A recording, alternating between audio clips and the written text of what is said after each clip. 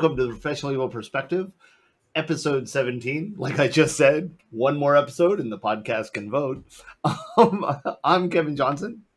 And I'm Nathan Sweeney. We can vote next episode, but we can't buy beer, right? We can't buy beer. Well, unless you're in the military on a base. Yeah, right. Or in a foreign country. If you're in foreign to the U.S. Let's be very clear. If you're in another country, we're foreign. That is very fair. That is a great point. Oh, I don't know about great, but okay. I remember we had a foreign exchange student when I was in high school. We had several, like not my family, but like in our school. His name was Bernie, and Bernie Funkanal. I remember his name because we all had to practice learning to say funk without saying it like. Wait, did you just say funk? Anal? No, funk. It's like an AU, like FA. Okay. It's like the very clear. Little thing the first half of the word wasn't what I was curious about. Oh yeah. Anyway, here's a question I have about exchange students. Yeah. My understanding is y'all took an exchange student in. Yeah. But you didn't send an exchange student out. No, I mean somebody in America did, right? Like not directly. So that's how it's done. Like okay. Yeah, people apply to be part of the program, and yeah.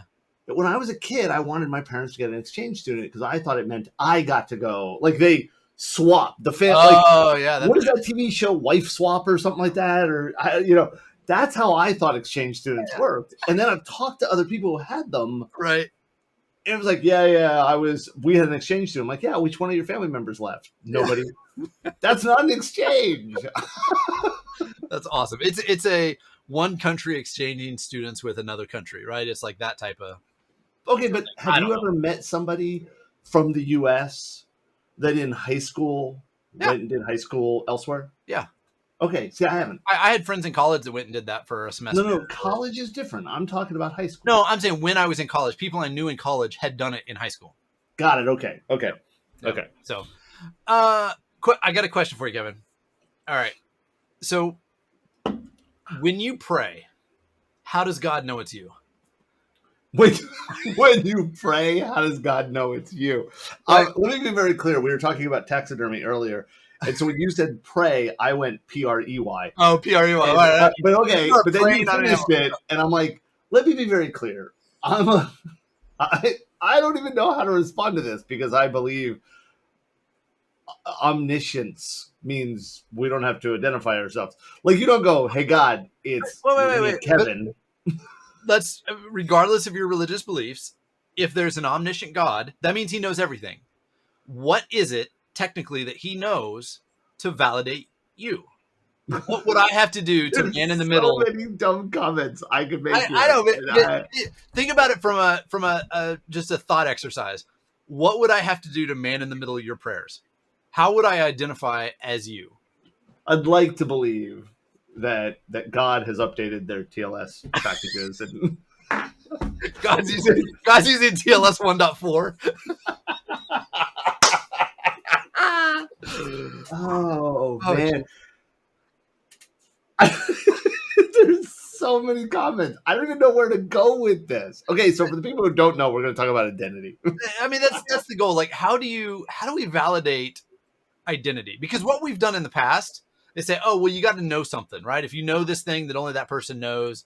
And then we started adding like other factors, right? Well, if you have this thing that only that person has or whatever. Right. Is that all we've got? Like, is that the only thing we can do from here to eternity is find something that's unique about that person, and that's what we're going to... Well, I think there's two answers.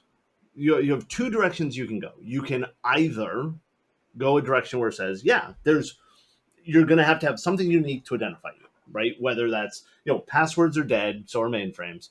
And, right, like, so either we go down a route where you have to have something uniquely identifiable as that person, right?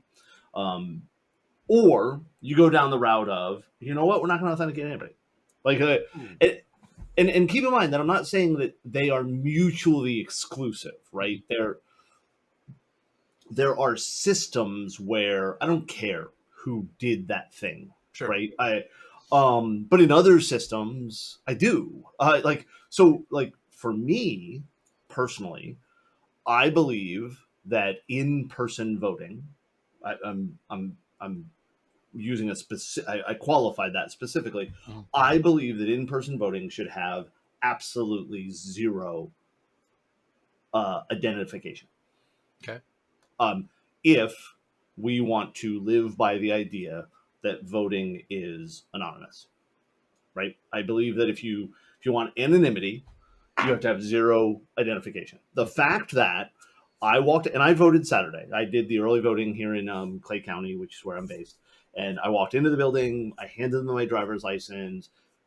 They had me sign. Now I did think this was funny. The lady who's there, right? The volunteer. Okay, she takes my ID. She spins the little screen around that I'm supposed to sign on. Okay, and she places my identification on the thing so I can see my signature on it. And she says to me, sign as closely to this as possible because they have to match. Oh, jeez. And I said, you want me to forge it? Like I'm not like because it is my signature. Right. But I signed my driver's license 20 years ago or something exactly. on this little tiny dinking DMV thing, right? Like Yeah. they shrunk it to fit my driver's license. It doesn't look anything like my signature. Sure. And I signed it, and she said, that's not close enough. Try again. And she erased, like she reset the screen and had me sign a second time. She helped you brute force the security control. Exactly. Right. Like that. And so my opinion is, and I know this is a debate that a lot of people have. My mind has changed on this actually through discussions on social media. But in my opinion, if we want anonymous voting, that in-person voting should have no identifier.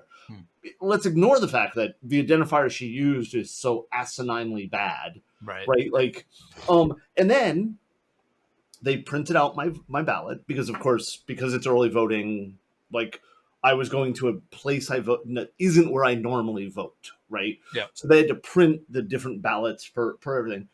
And there was an identifier on top of the ballot that signified that it was my ballot. So there was a number, and it was unique to my ballot and tied possibly somehow to my ID, right? Yeah. Which meant that it is possible that my ballot wasn't anonymous. No, I don't care. I'll tell you who I voted for. I've never assumed that voting was anonymous. That's interesting. It's an interesting perspective that you're providing because I just always assumed that one of the, well, we're getting way off topic here, I think, but the idea that we want to limit manipulation of the vote means that you have to have some form of identification. So our standard says our ballot is anonymous. What standard? The law. We have anonymous voting in the United States. Okay. I'll take it. But identity, right? So let's ignore the anonymity of it. Let's ignore that, right? How do you identify people? Right. But that's what I say is you have two options. You can either go with, I'm going to have something uniquely that person. And then in which case, how do you handle that? How do you secure it? How do you do all that kind of stuff? And I think, you gave this as one of the options for the topic. And I said, no, let's not talk about that. And I'm going to bring it up. We're literally talking about that online right now about Mastodon. Right. How do I signed up for a Mastodon account last night on, what is it? Infosec.exchange, I think is. That's one of them. Yeah. For those that don't know, for those that don't know, Mastodon is a newish social media site that, or social media framework environment. I don't even know what to call it. That's trying to create an alternative to other social media. The one of the key differences is that it's decentralized, fairly decentralized. So individual people can set up different servers. And skip into your question, I think was, how do you, if you have a handle that you're known as, how do you keep other people from creating that handle anywhere else? Right. And so I created the Securities account on this infosec.exchange, right? That's yeah. I think that's what it's called, right? I think that's I have it open so I can look. Right. Yeah, it's infosec.exchange. Server. Do we know who manages that?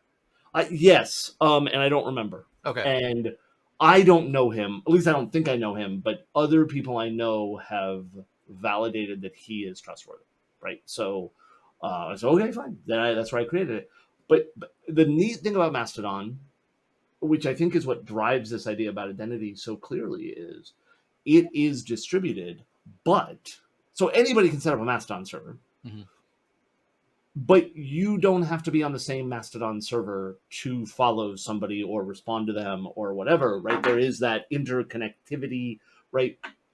And so the question becomes, okay, I'm at Secure Ideas at InfoSec Exchange. What happens if somebody creates at Secure Ideas at mastodon.social? Right. How do we validate those aren't the same thing? And my assumption is, I've not tested this, but my assumption is somebody could, right?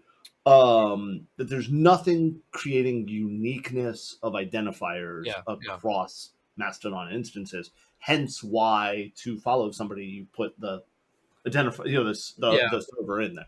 I think that's one of the challenges for Mastodon. That's why I'm hesitant to believe that it will become very popular, is because it will be too easy for anybody to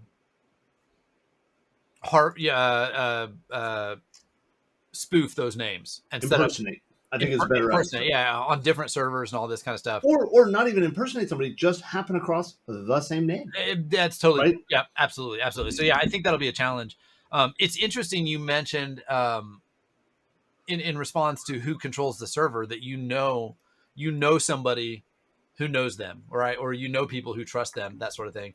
That kind of goes back to, you remember the key parties from the key parties from the 80s? Do not do PGP. Not the key parties from the 70s. Those were different key parties.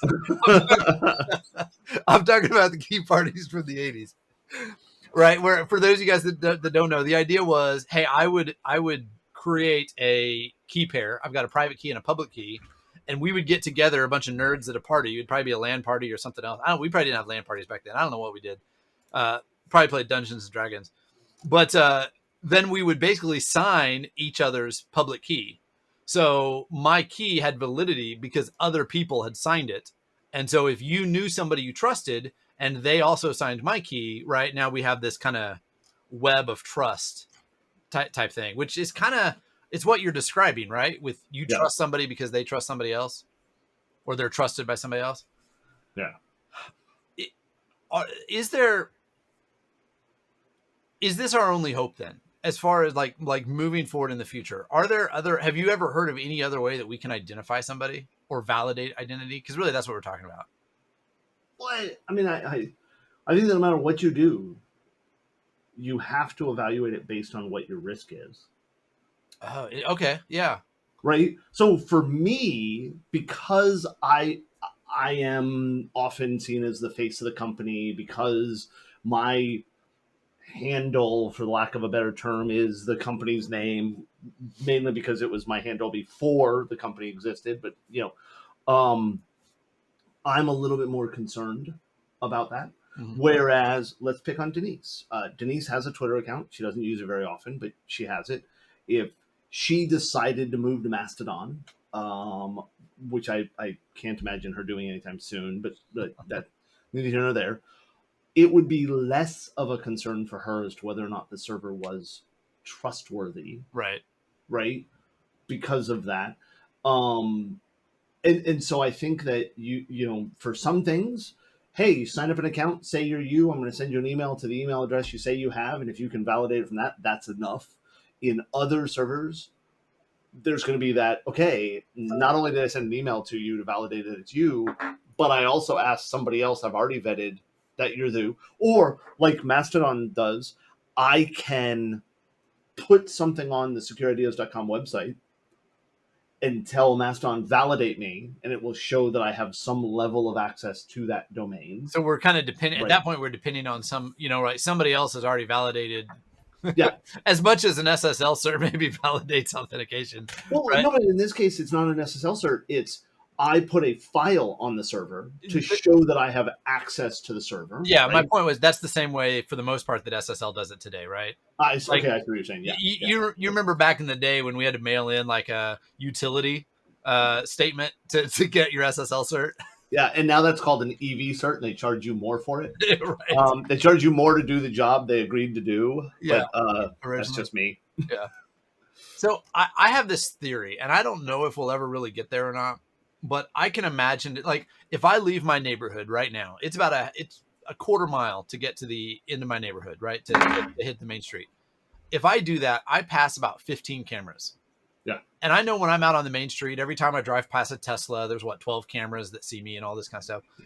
I can imagine a scenario if all of those, the ring feeds, the Wi-Fi beacons and Bluetooth and all that, if all of those were centralized into a central repository of data, it would be trivial to keep track of me everywhere I went. I And would argue that it's already trivial to well, keep track of you wherever you go. it's already possible, but I don't think anybody has a centralized access to all of that data.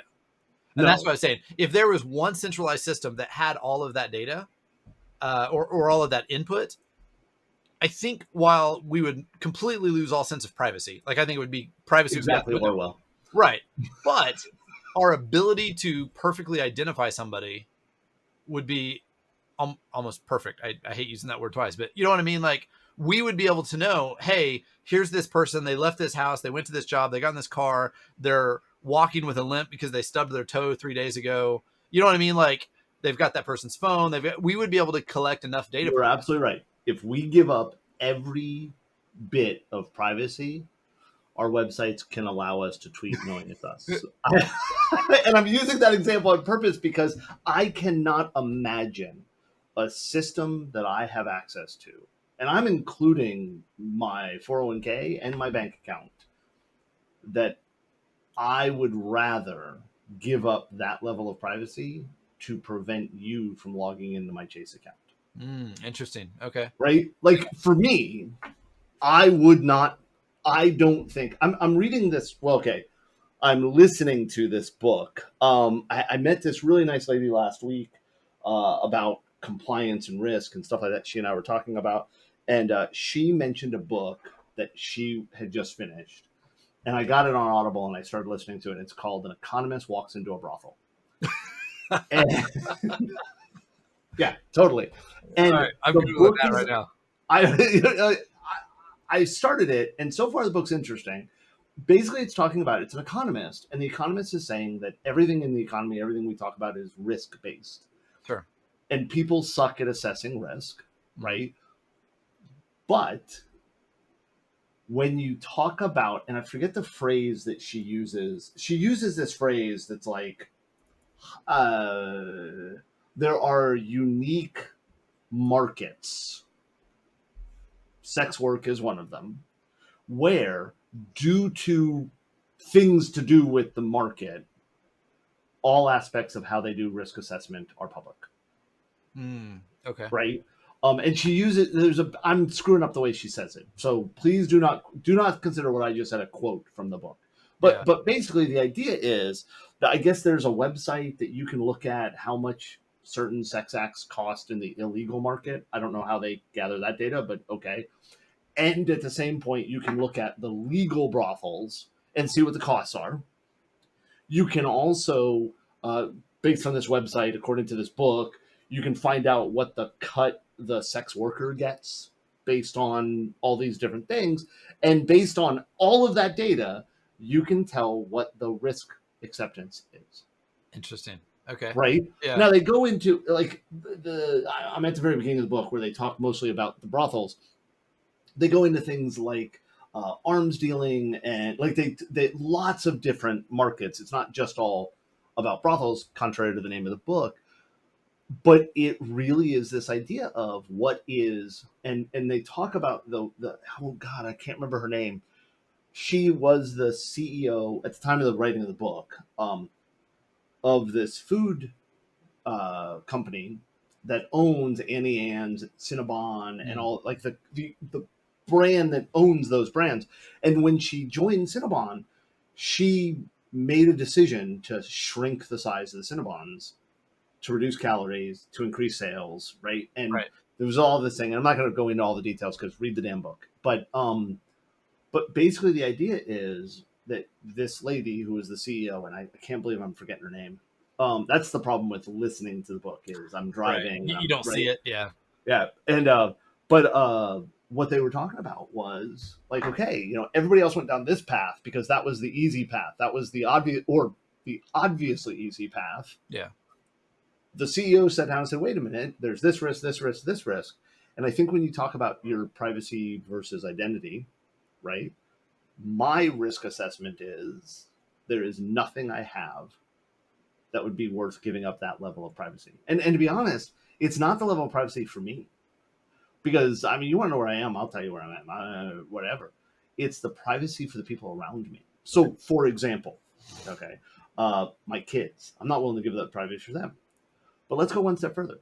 Okay, so 2 weeks ago, Kathy, Jennifer, and I were breaking into a bank physically. Mm-hmm. Okay. We were doing a physical assessment. We went in, we broke into the bank branch. As we were leaving the bank branch, my phone popped up and said, would you like to leave a review for name of bank? Yes, I would. Yes, I would love to leave a review at 10 p.m. at night at this bank branch, right? That's great. I love it.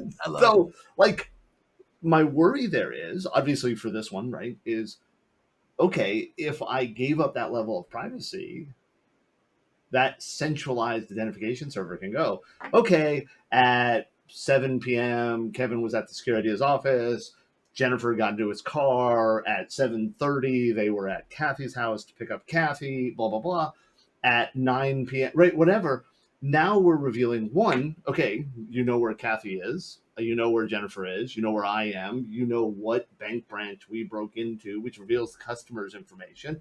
And, oh, by the way, it's 9 p.m. and Kevin and Kathy and Jennifer are in the branch, which also has cameras, so they can take. So right now you're revealing privacy information. Yeah, I can't imagine any way you could convince me it would be worth it. Yeah, I think over time we're going to get there anyway, whether we like it or not. That's just my. I think you're right. I do think the decision of different risk levels is interesting. It reminds me of NIST 863B, and yes, I'm a nerd for knowing exactly which document that is, but it's the document that outlines authentication levels and authentication requirements for government systems. One of the things they talk about in there is they have different authenticator levels, is what it's called. So if you are AL1, that's you're authenticating to an app that, I mean, we kind of want to know who you are, but it's really not that critical. We don't care that much. Authenticator 2 is more, this is really sensitive, big deal. You know, we require multi-factor auth and all that kind of stuff. And then like AL3 is, you know, super high secure, ultimate, you know, we have to know exactly who you are and all that kind of stuff. Yeah. That I've never quite appreciated that thought process as much as maybe kind of the way you're presenting it. I could see that expanding down the road where, you know, we each have, you know, an increased level of maybe authenticator levels that we accept. That's interesting. Yeah. So cool. Well, I think we're out of time. It's been great. I'm gonna turn over this "How does God authenticate us" thing because I think ultimately we'll get there, right? Like if we have enough data points, what you're saying is God doesn't already authenticate? No.